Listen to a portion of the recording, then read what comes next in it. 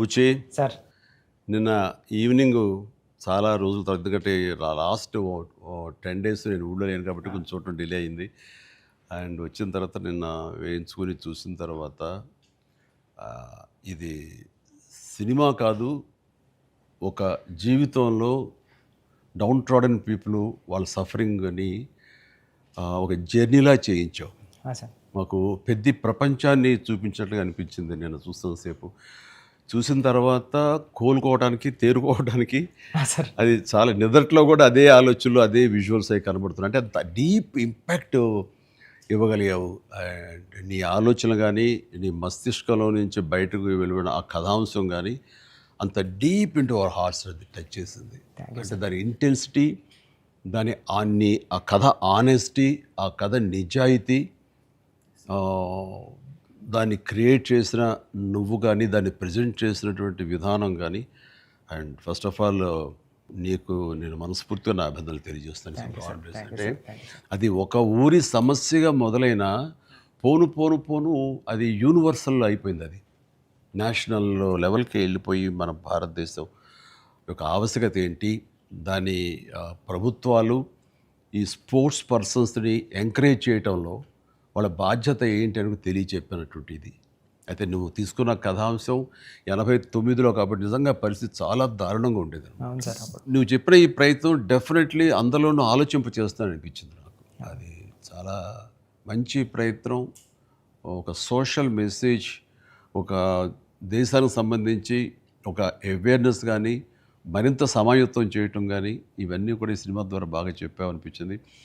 And ఈ సినిమాలు ఇంకా నాకు నచ్చిన అంశాలు ఉంటే కనుక చెప్పాల్సి వస్తే నువ్వు, రామ్ చరణ్ అండ్ ఏఆర్ రెహమాన్ గారు, అలాగే లిరిక్స్ అందించినటువంటి అనంత శ్రీరామ్, అట్లాగే ఎడిటర్ నవీన్ నూలి, ఇంకా ఫైట్ మాస్టర్, స్టంట్ కోరియోగ్రాఫర్గా అనుకోవచ్చు మనం.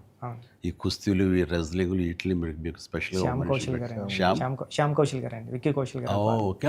శ్యామ్ కౌశల్ గారు ఆయన్ని, నభాకాంత్ ఎగ్జిక్యూట్ చేసే ఫైట్ మాస్టర్గా ఆయన్ని, అండ్ జానీ మాస్టర్ కోరియోగ్రఫీ, ఇక వీటన్నిటి ఆర్ట్ డైరెక్టర్ రత్నవేలు గారు, ఇలాంటి వాళ్ళందరి కలయికతోటి, వాళ్ళ ఇన్పుట్స్ తోటి అండ్ వాళ్ళ ప్రయత్నాలతోటి అత్యద్భుతంగా రూపుదిద్దుకుంది. ఇది ఒక కళాత్మకంగా వచ్చిందని చెప్పొచ్చు. And it's a timely film.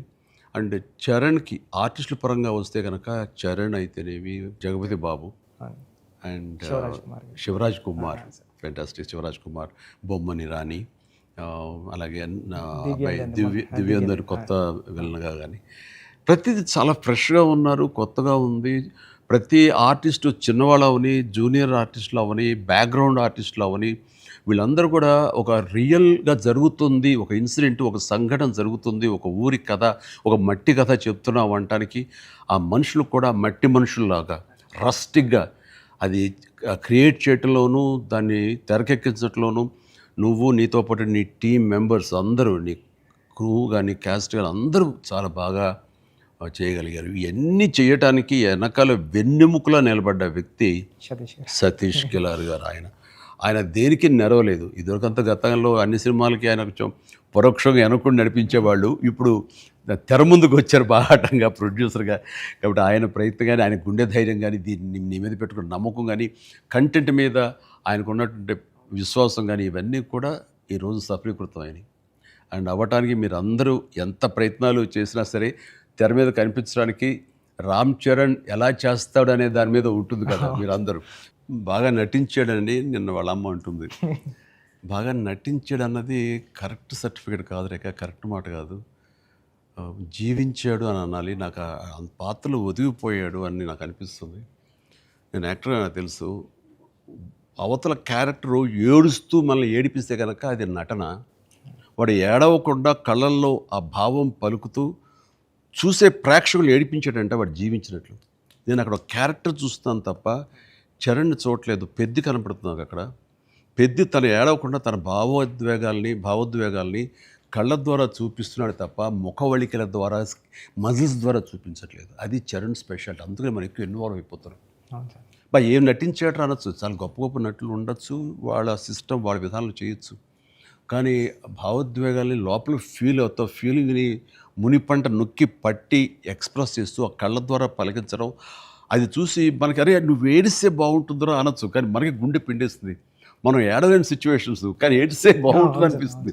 ఇట్లాగా టోటల్గా అరెస్ట్ చేసేసి తను చూపించిన విధానం, ఎస్పెషల్లీ అప్పల్ సూరి మరణం దగ్గర నుంచి తన మోటివేట్ అయిన ఇది నుంచి ఇంకా సినిమా గ్రిప్పింగ్ వెళ్ళింది, అవును సార్. ఇంకా డీవియేషన్ లేదు. అవును. అది చాలా చక్కగా పరిపూర్ణంగా సఫలీకృతమైనట్లు.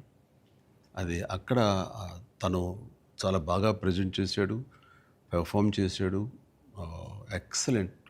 అంటే నా బిడ్డ కాబట్టి ఇంకా ఎక్కువగా చెప్పాలని అనిపించిన కొంచెం అడుచుకుంటూ మాటలు వెతుక్కుంటూ పొందిగ్గా మాట్లాడుతాను, కానీ అది నీలాంటి చూశాడు కాబట్టి నువ్వు చెప్పాలి. సార్ మీరు మాట్లాడగలదు సార్, ఎందుకంటే సార్ ఇప్పుడు ప్రపంచం అంతా మాట్లాడుతుంది సార్ చరణ్ సార్ పర్ఫార్మెన్స్. పెద్ద అంటే చరణ్ సార్ అంటే పెద్ద. ఎందుకంటే సార్ ఈరోజు అందరూ ముత్త కంఠంతో అనేది ఒకటి సార్, ఏంటంటే ఏం పెర్ఫామ్ చేశారు అందరూ చిరంజీవి అంటున్నారు సార్. చిరంజీవి చిరంజీవి అండి సార్. హాస్పిటల్ సీన్లో చరణ్ సార్ పర్ఫార్మెన్స్ అంటే మీరు అన్నారు చూసారా, అంటే ఆయన ఫేస్లో బాధ ఉంటుందండి, కానీ మనకి ఆడియన్కి మాత్రం గుండె మెలిపెట్టేసినట్టు. నేను చరణ్ గారు అందరూ మనం ఐమాక్స్కి వెళ్ళాం సార్. ఐమాక్స్కి వెళ్తే మొత్తం థియేటర్లో సీట్లో ఉన్న వాళ్ళందరూ బ్యాగ్ తిరిగి ఇలా బెండ్ చేసి నీస్ మీద అన్నా నీకు నేషనల్ అవార్డు అన్నా అని అరిసారండి. ఈ ఇంట్లో చరణ్ గారి పెర్ఫార్మెన్స్కి నేషనల్ అవార్డు వచ్చి నాకు అంతకన్నా హ్యాపీ ఉంటుంది సార్. అంతకు మించిన సంతృప్తి ఇచ్చేసాడు. ఒక తండ్రిగా, ఒక నటుడిగా అంటే మళ్ళీ సీనియర్ కాదు, తోటి నటుడుగా, కాంటెంపరీ నటుడిగా నాకు నిజంగా చరణ్ గర్వకారణం. అండ్ నేను ఎంత తక్కువ మాట్లాడితే అంత మంచిది, ఎందుకంటే ప్రేక్షకులు వాళ్ళే మాట్లాడేసారు నా బిడ్డ గురించి. అంటే ఇక్కడ చిన్నప్పుడు చదువుకున్న ఒక సుమతి శతకంలోని ఒక పద్యం గుర్తుకొస్తుంది. ఇది పుత్రోత్సాహం పుత్రుణ్ణి కన్ననాడు కాదు, పదుగురు దాన్ని గుర్తించి వాళ్ళు మెచ్చుకుంటున్నప్పుడు, వాళ్ళు పొగుడుతున్నప్పుడు అది కదా నిజమైన పుత్రోత్సాహం అంటే. దాని అర్థం తెలిసొచ్చింది, ఇప్పుడు అనుభవపూర్వకంగా తెలిసొచ్చింది. And I'm really proud of my son, Charan. I love him.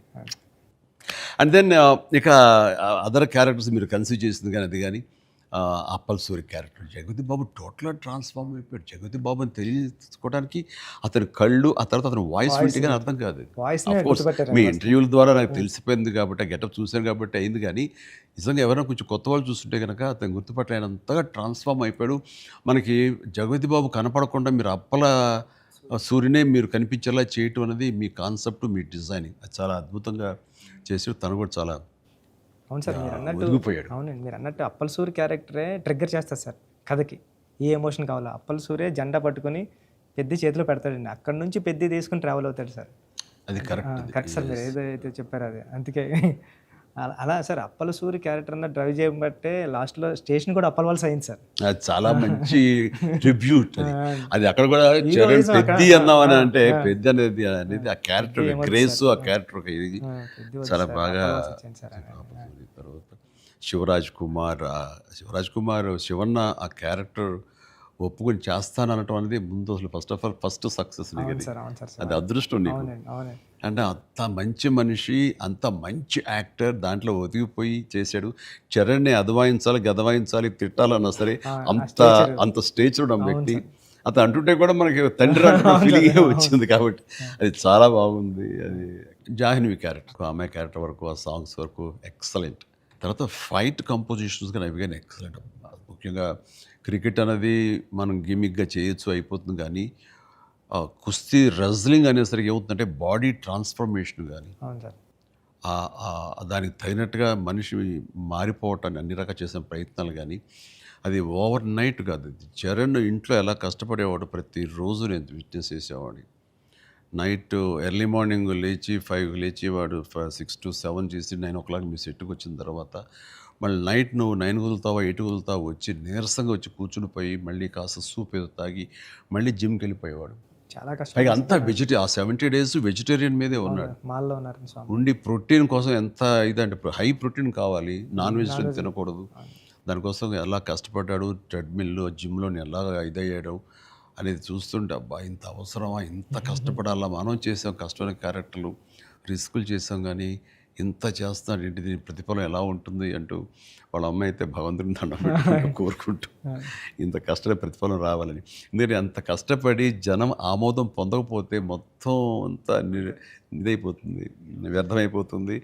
ఇంకా కష్టపడితే ఇంతైనా ప్రతిఫలం అనే ఒక డిసప్పాయింట్మెంట్ వస్తుంది. కానీ ఇప్పుడు ఏంటంటే ఎంత కష్టపడితే అంత ఎప్రిసియేషన్ వస్తుంది అనేది ఈ పెద్ద క్యారెక్టర్ తన కష్టపడినందుకు, జనాలు దీన్ని యాక్సెప్ట్ చేసి వెల్కమ్ చేస్తున్నందుకు, నీరాజనలు పలుకుతున్నందుకు హ్యాట్స్ ఆఫ్. సార్ నా ఫేవరెట్ ఏంటంటే సార్, ట్రైన్ దగ్గర లెగ్ పెట్టడానికి బిఫోర్ వచ్చి ట్రైన్ ఇలా పట్టుకొని రెండు ఇలా పట్టుకొని ఒకసారి బయటకు వస్తారు కదండి ఫ్రేమ్లో, అప్పుడు చరణ్ సార్ ఎక్స్ప్రెషన్ ఉంటుందండి, కళ్ళు అలా మూసి ముందండి జస్ట్ అలా ప్లెయిన్గా శూన్యంలోకి అలా చూసి అప్పుడు లెగ్ పెట్టడం స్టార్ట్ చేస్తారండి. అప్పుడు అందరూ క్లాప్స్ అక్కడే కొట్టేస్తాను సార్. అంటే అలాంటి అంటే చరణ్ సార్ అంత ఇన్వాల్వ్ అయిపోయారు సార్. అంటే ఈ కథ చెప్పడానికి కూడా మేము కారణం జనరేషన్ని ఇన్స్పైర్ చేద్దామనండి. అంటే మేము ఇప్పుడు స్కూల్స్కి వెళ్తాం కదా సార్, అప్పుడు స్కూల్స్కి వెళ్తే స్కూల్ అంటే క్లాస్ రూమ్ బ్లాక్ బోర్డేనా, వాని వెనకాల ఒక ప్లే గ్రౌండ్ కూడా ఉంటుంది దాని వెనకాల అని చెప్పడానికి ట్రై చేస్తాం సార్ ఇద్దరు. అంటే ఆట స్థలం అంటే అమ్మ కడుపులో ఉన్న 9 months ఆడుకోవడానికి ఉంటుంది గ్రౌండ్. బయటకు వచ్చిన తర్వాత స్కూల్లో పిల్లలకి ఇప్పుడు చూస్తాం సార్, ఏ స్కూల్కి గ్రౌండ్ ఉంది సార్, బిల్డింగ్స్ ఉన్నాయి అంతండి. అది చెప్పడానికి ఇన్స్పైర్ చేద్దాం, ఏదో మంచి మాట చెప్పి. ముఖ్యంగా ఈ కార్పొరేట్ ఎడ్యుకేషన్ సిస్టమ్ వచ్చేసిన తర్వాత అండ్ ఎంతసేపటికి మార్కులు అనే దీంట్లో ఇంకా అసలు ఫిజికల్ యాక్టివిటీ లేకుండా పోతుంది. అందులో ఇప్పుడు ఈ బొమ్మని రాని ఒక మాట అంటాడు, చేతిలో వచ్చేసింది సార్ అంటాడు, అందులో ఎన్నో ఆటలు ఉన్నాయి సార్, ప్లే గ్రౌండ్ ఎవరు వెళ్ళట్లేదు సార్ అని. కానీ ప్రభుత్వాలు ఇప్పుడు మీరు అన్నటువంటి ఈ పరిస్థితి ఒకప్పుడు ఉండేది, కానీ ఇప్పుడు రాను బెటర్ అవుతుంది అన్నది. అవును సార్, చాలా బాగుంది సార్ ఇప్పుడు. బట్ ఇంతకంటే ఇంకా గట్టిగా రావాలంటే మీరు ఇచ్చినటువంటి సలహా, సినిమాలు పెద్ద సినిమాలు ప్రభుత్వాలు సహకరించాలి, సర్కారు వాళ్ళు ముందుకు రావాలి. కాబట్టి ఈ సినిమా ఒక అవేర్నెస్ తీస్తుంది, ఒక ఎడ్యుకేషనల్ ఫిలిం పెద్ది, ఒక ఇన్స్పైరింగ్ కంటెంట్ ఉన్న సినిమా పెద్ది. ఈ సినిమాలో బిడ్డలకి మనం ఏమి ఇవ్వాలి, ఎలాగ మోటివేట్ చేయాలి, ఎలాగ ఇన్స్పైర్ చేయాలి, వాళ్ళు ఎలాగ పెంచాలి అనే దాని మీద ప్రతి ఒక్కళ్ళు ఫోకస్ పెట్టి స్ఫూర్తి పొందాలని మాత్రం నేను మనస్ఫూర్తిగా కోరుకుంటున్నాను, విష్ చేస్తున్నాను. Thank you sir, thank you sir. నేను సినిమా చూస్తూ ఏఆర్ రెహమాన్ గారి కంట్రిబ్యూషన్ ఎలా ఉందని చూడటంలో సౌండ్ని పెర్ఫెక్ట్గా వాడుకుంటారండి. అంటే ఆర్ఆర్ అంటే ఓన్లీ ఇంకా ఊకదంపుడు కొట్టేసి, ఎలివేషన్స్ కొట్టేసి ఆ రకంగా కొంచెం ఒరవడి ఇప్పుడు కొనసాగుతున్నా కొన్ని చోట చెల్లుతుంది. బట్ అన్ని వేళ అది కరెక్ట్ కాదు. ఇది మన మనసులోని ఫీలింగ్ని బట్టి ఆయన కొడుతున్నాడని నాకు అర్థమైపోతుంది. గుండెని పిండే విధంగా మరింతగా ఆయన మనల్ని ఇన్వాల్వ్ చేస్తున్నాడు, మనకు ఆ ఫీలింగ్ని ఇవ్వగలుగుతున్నాడు. పెద్దలో పరిపూర్ణమైన న్యాయం చేశాడు. చెప్పాలంటే ఆయన మెయిన్ పిల్లర్గా అనుకోవచ్చు మనం. మీరు అనుకోండి మీ కంటెంట్ లేపారు సార్. అంటే హీరో ఉండి ఎలివేషన్ ఇవ్వడం వేరు సార్. నేనేమనుకున్నాను, చరణ్ గారు లేకుండా చరణ్ గారు స్టాచ్యూ చూపించి ఎలివేషన్ ఇద్దారనుకున్నాను సార్. అది అక్కడ కూడా రెహమాన్ గారు అలా లేపారు సార్, లేపారు మామూలు కాదు సార్, చాలా ఉంది. పైగా ఇది అఫ్కోర్స్ మీరు ఇంటర్వ్యూస్లో మీరు అన్నారు రెహమాన్ని ఎలా ఒప్పించావని చరణ్ చెప్తుంటేను అక్కడికి వెళ్ళిన బాడీ లాంగ్వేజ్ బట్టిను ఎవరైనా సరే అది. బట్ ఎవరికైనా సరే నువ్వు చెప్పే కంటెంట్ ఉంది, అది మెయిన్. కొంచెం విజ్ఞత, కొంచెం అవగాహన, ఆ సెన్స్ ఉండే ఎవరికైనా సరే ఆ కంటెంట్ నువ్వు చెప్పగానే దానికి డెఫినెట్లీ ఆమోదయోగ్యం, ఆమోద ముద్ర పడిపోతుంది. డిఓపి గారు అయితే ఆయన చాలా బాగా చూపించాడు. నువ్వు ఏదైతే ఒక మట్టి కథ అనుకున్నావో, రస్టిక్ అనుకున్నావో, ఏమంటే ఆ రఫ్నెస్ అది మొత్తం కనిపించేలా చేశాడు. దాన్ని did his job very well. And తర్వాత ఇంకా మీ నవీన్ గారు అయితే టీజర్ దగ్గర నుంచి ట్రైలర్ దగ్గర నుంచి ఆగలేక ట్రైలర్ కూడా నేను చెప్పేశాను ముందు, అద్భుతంగా కటింగ్. తర్వాత నాకు బాగా నచ్చింది ఆ డిజాల్వ్ అయ్యి వస్తుంది క్రికెట్ దగ్గర నుంచి రెజ్లింగ్కి. ఇవన్నీ ఇంటర్ రిలేటెడ్గా ఉంటాయి అని నేను చెప్పినట్టుగా చెప్పడం అనేది తన ఇది. అండ్ ఎన్ని చోట్ల బట్ సినిమాలో నెరేషన్లోనే మీరు బ్యాక్ అండ్ ఫోర్త్ చెప్తారు. ఇది అంటే బొమ్మన్ ఇరానీని ప్రేక్షకుని చేశారు. బొమ్మన్ ఇరానీకి ఎలాగైతే కథ అక్కడికి అర్థమవుతూ వస్తుందో సేమ్ ఆడియన్స్ అది మంచి కాన్సెప్ట్. ఇది ఎడిటింగ్ బ్యాక్ అండ్ ఫోర్త్ వెళుతూ చెప్పటం అన్నది ఇట్ ఈస్ మంచి ప్రయత్నం. And that way my heartfelt appreciation to Naveen నోలీకి. అలాగే ఆర్ట్ డైరెక్షన్ గురించి ప్రత్యేకంగా చెప్పలేదు.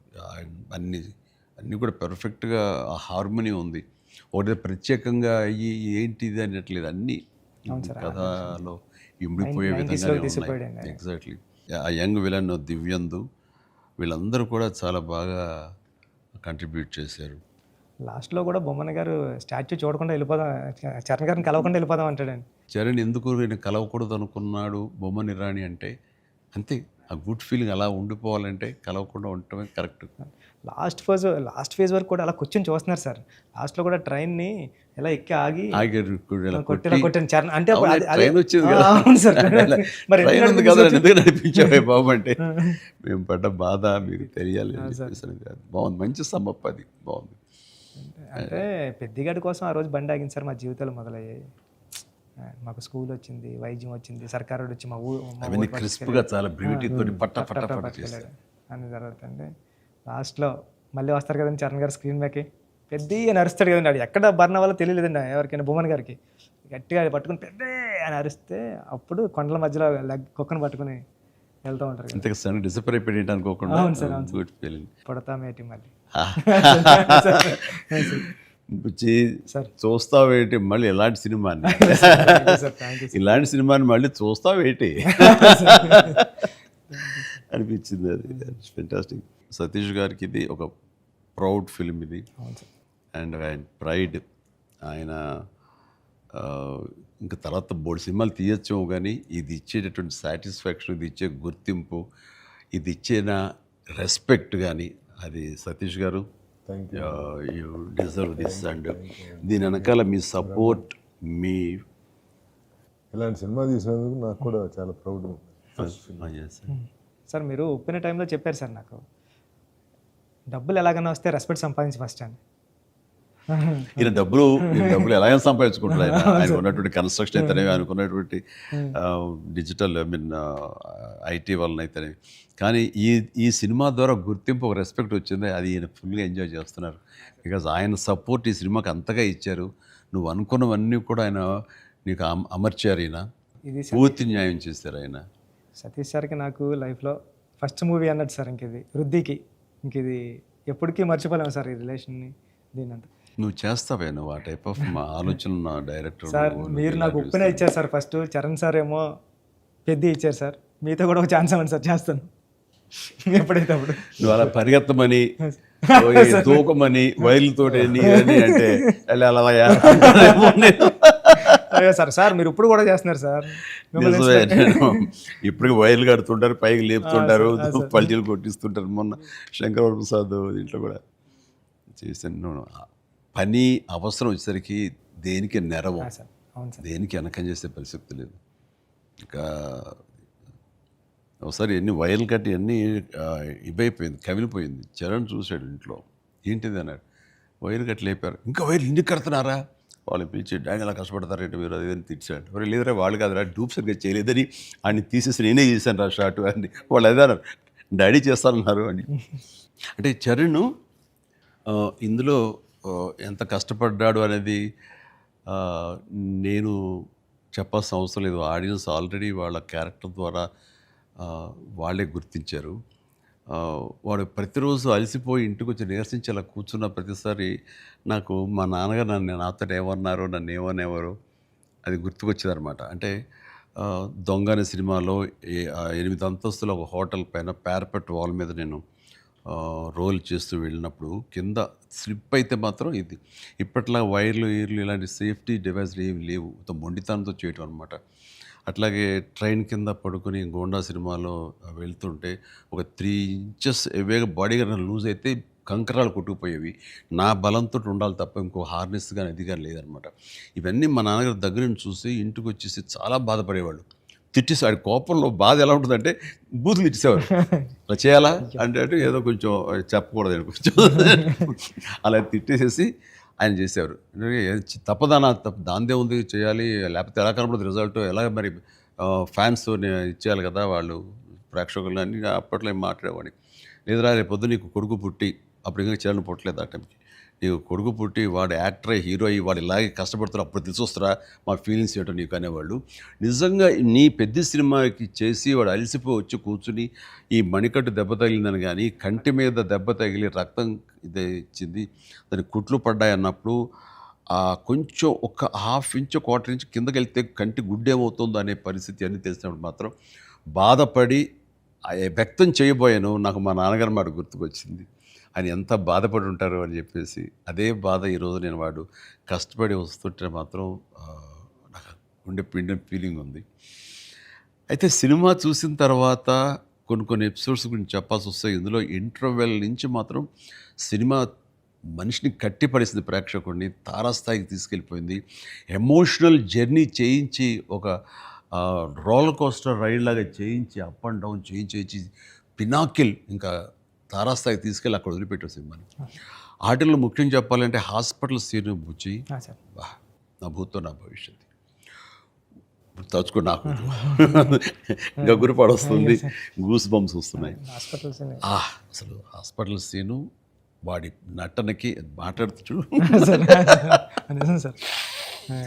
అది నటనకి అది నటన కాదు, వాడు ఫీల్ అయిపోయాడు దానికి. అక్కడి నుంచి నా కంట తడి తడి తడి లాస్ట్ వరకు ఆగలేదు.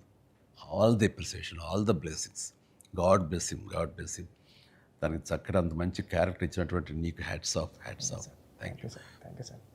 ఒకసారి ఎస్పి బాలసుబ్రహ్మణ్యం ఆయన నువ్వు ఒకప్పుడు ఆపద్బాంధవుడు చేసావు, ఇంకోసారి రుద్రవేణి చేసావు, అలాగే చాలా సినిమాల్లో నీ పెర్ఫార్మెన్స్ అనేది తెలుసు. కానీ ఎక్కువ కమర్షియల్ వైపు వెళ్ళిపోతున్నావు చిరంజీవి.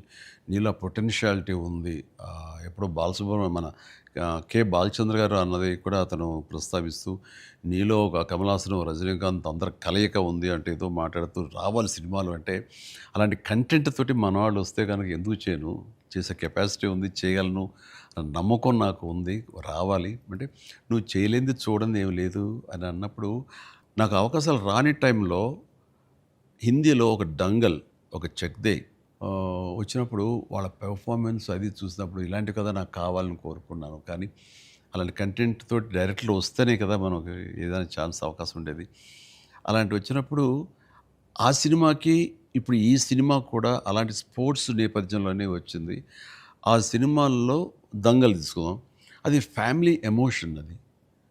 అండ్ కుస్తీకి సంబంధించిన రజనీకి సంబంధించిన ఫ్యామిలీ ఆడబిడ్డల వాళ్ళ ఇంటర్నల్ డ్రామా గుండెని కట్టిపడేస్తుంది, పిండేస్తుంది. అండ్ నీ సినిమా ఈ పెద్ద వచ్చేసరికి రస్టిక్ స్పోర్ట్స్ డ్రామా అండ్ అవేర్నెస్ని మోటివేట్ చేస్తూ ఒక రకమైన ఎడ్యుకేటివ్ ఫిలిం ఇది. ప్రతి ఒక్కరికి, ప్రభుత్వాలకి అయితేనేవి, చిన్నపిల్లలకి, తల్లిదండ్రులకి, ప్రేక్షకులకి అందరికీ ఒక అవేర్నెస్ ఆలోచింపచేసే సినిమా ఇది. అందుకని అవి క్లాసిక్ స్పోర్ట్స్ డ్రామాలైనా ఇది రస్టిక్ ఒక గ్రామీణ నేపథ్యంలో ఉండేటటువంటి మట్టి కథ, మట్టి గేమ్స్, మట్టి మనుషుల కథ ఇది. అందునే దీనికి ఎక్కువ లాంజివిటీ ఉంటుంది, దీనికి ఎక్కువ ఆదరణ ఉంటుందని నా భావన. అండ్ దట్ వే ఇలాంటి కథ చరణ్ రావటం అనేది నేను మిస్ అయింది, చరణ్ పొందాడు. కాబట్టి ఆ అవకాశం వచ్చింది కాబట్టి కొంతమంది చిరంజీవిని మించిన వాడు చరణ్ అంటున్నారు, ఒప్పుకుంటున్నారు మనస్ఫూర్తిగా. కానీ ఒక తండ్రిగా గర్వంగా ఉంది, ఒక నటుడిగా కొంచెం కష్టంగా ఒప్పుకోవాల్సి వస్తుంది. చాలా బాగా చేసేవారు చరణ్, లవ్ యూ. గ్రామీణ వాతావరణం ఈ నేపథ్యంలో కథల్లో అఫ్కోర్స్ మీ గురువు గారు సుకుమార్ పెట్టింది పేరు. సుకుమార్ సినిమా రంగస్థలం కానీ ఇప్పుడు ఈ సినిమా ఇది చూసినప్పుడు నాకు అఫ్కోర్స్ నిన్న మొన్న చనిపోయారు, దివంగతులయ్యారు భారతిరాజా గారు. కొద్ది రోజుల క్రితం నేను భారతిరాజా గారు కూడా ఈ బుచ్చి సుకుమార్ లాగానే ఆలోచిస్తారు. ఆయన 16 వయదునీళ్ళ దగ్గర నుంచి మొదలు మర్యాద కానీ ఇలాంటి సినిమాలన్నీ, నా ఆరాధన సినిమా ఇవన్నీ కూడా చూస్తాను. నేను డిస్కస్ చేసుకుంటున్నాను. ఆ 2 డేస్లోనే నిన్న మొన్న ఆయన చనిపోయారని తెలిసిన ఇది డ్యూ రెస్పెక్ట్ ఆయనకి మనస్ఫూర్తిగా మనం ఆయన ఆత్మశాంతి చేకూరాలని ఈ సందర్భంగా కోరుకుంటున్నాను. అండ్ ఆయన ప్రస్తావన ఎందుకు వచ్చిందంటే అలాంటి సినిమాలకు ఆయన పెట్టింది పేరు. అదే రొమాంటిక్ సినిమాలు అవని, లేకపోతే drama Avani, family drama Avani. And very good. ఆయన గ్రౌండెడ్. అలాగా మళ్ళీ సుకుమార్ గారు మీరు మన తెలుగులో అంత గ్రౌండెడ్ ఫిల్మ్స్ తీస్తుంటారు. మీ ఆలోచన అవి కానీ రస్టిక్గా ఉంటాయి, రూరల్గా ఉంటాయి, గ్రామీణానికి సంబంధించినవి ఉంటాయి. అట్లాగా ఆయన ఆ, ఈ ఈ ఇందులో మనస్ఫూర్తిగా నేను ఇలాంటి ఒక శిష్యుడికి ఇన్స్పైర్ చేసి ఇలాంటి మంచి కథ ఎన్నుకోవడానికి, ఆలోచించుకోవడానికి ఒక కథకుడుగా, ఒక డైరెక్టర్గా ఆ, నువ్వు అతనితో అసోసియేట్ అయ్యి నువ్వు నేర్చుకున్నందుకు, నేను ఇన్స్పైర్ చేసేందుకు, నీలాంటి వ్యక్తిని ఈ పెద్ద ద్వారా మాకు ఇచ్చినందుకు అండ్ మనస్ఫూర్తిగా నీ సందర్భంగా సుకుమార్కి నేను నా అభినందనలు తెలియజేయాలి. సుకుమార్, ఒక మెట్లో మాణిక్యాన్ని ఇచ్చావు. Thank you so much. Thank you.